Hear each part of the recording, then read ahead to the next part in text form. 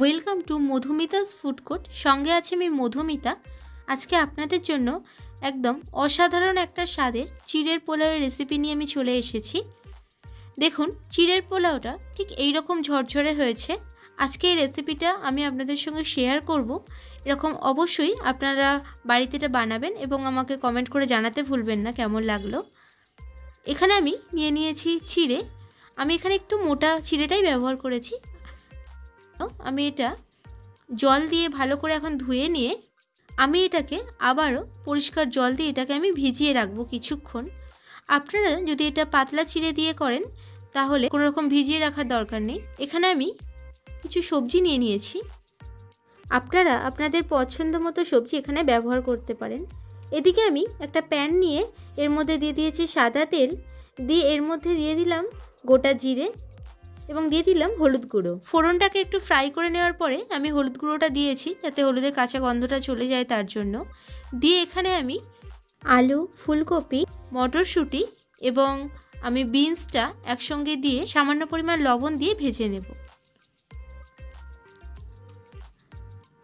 আলুটা কিছুক্ষণ ভাজা হয়ে গেলে আমি এর মধ্যে গাজর, ক্যাপসিকাম এবং কিশমিশটা দিয়ে দিলাম। দিয়ে এটাকে আমি আরও কিছুক্ষণ একটু ভেজে নেব। এটা খুবই একটা হেলদি ব্রেকফাস্ট রেসিপি। এটা বাচ্চা হোক কিংবা বাড়ির বয়স্ক সবার জন্য এটা আপনারা বানাতে পারেন। সবজিগুলো ভালো সিদ্ধ হয়ে এসেছে। এই সময় আমি এখানে পেঁয়াজ কুচি দিয়ে দিলাম এখানে চীনাবাদাম এবং কাঁচা লঙ্কাটাও এই সময় আপনারা অ্যাড করে দিতে পারেন। আমি চিড়ের পোলাওতে হলুদ ব্যবহার করেছি, আপনারা চাইলে হলুদটা স্কিপও করতে পারেন। এরপরে আমি এখানে দিয়ে দিচ্ছি স্বাদ মতো চিনি। টেস্টটা ব্যালেন্স করার জন্য আমি এখানে চিনিটা অল্প পরিমাণ ব্যবহার করলাম। দিয়ে ভালো করে মিশিয়ে নিলে আমার এই সবজি ভাজাটা আমার কমপ্লিট। একদম অন্য স্বাদের এই চিড়ের পোলাও একবার হলেও বাড়িতে বানাবেন।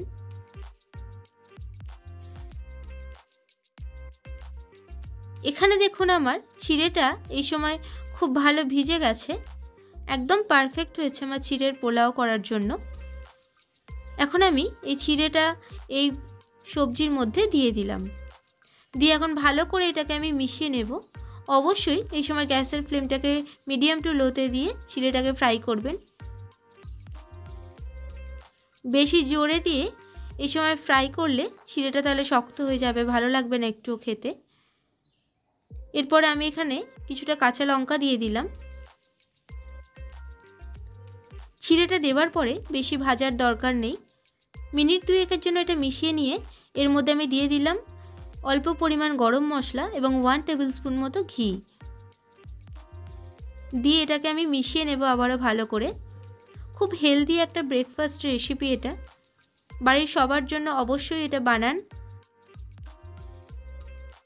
দিয়ে দিলাম এখানে ধনেপাতা, দিয়ে দিলাম এখানে সামান্য পরিমাণ জল, হাত দিয়ে ভালো করে ছিটিয়ে দিয়ে সঙ্গে সঙ্গে আমি লিডটাকে বন্ধ করে দিলাম। এতে কি হয়, চিড়েটা ভাজার সময় চিড়েটা অনেক সময় শক্ত হয়ে আসে। জলটা দেওয়ার ফলে চিড়েতে আবার একটা ময়েশ্চার ধরে নেয়, এতে চিড়েটা খুব সুন্দর নরম থাকে, খেতেও খুব ভালো লাগে। এই পুরনো দিনের হারিয়ে যাওয়া মা দিদিমার হাতের এই চিড়ের পোলাও সত্যি মুখে লেগে থাকার মতো। রেসিপিটা ভালো লাগলে অবশ্যই আমার চ্যানেলটিকে লাইক, শেয়ার এবং সাবস্ক্রাইব করে আমার পাশে থাকবেন। আবার আসছি নেক্সট ভিডিওতে নতুন কিছু রেসিপি নিয়ে।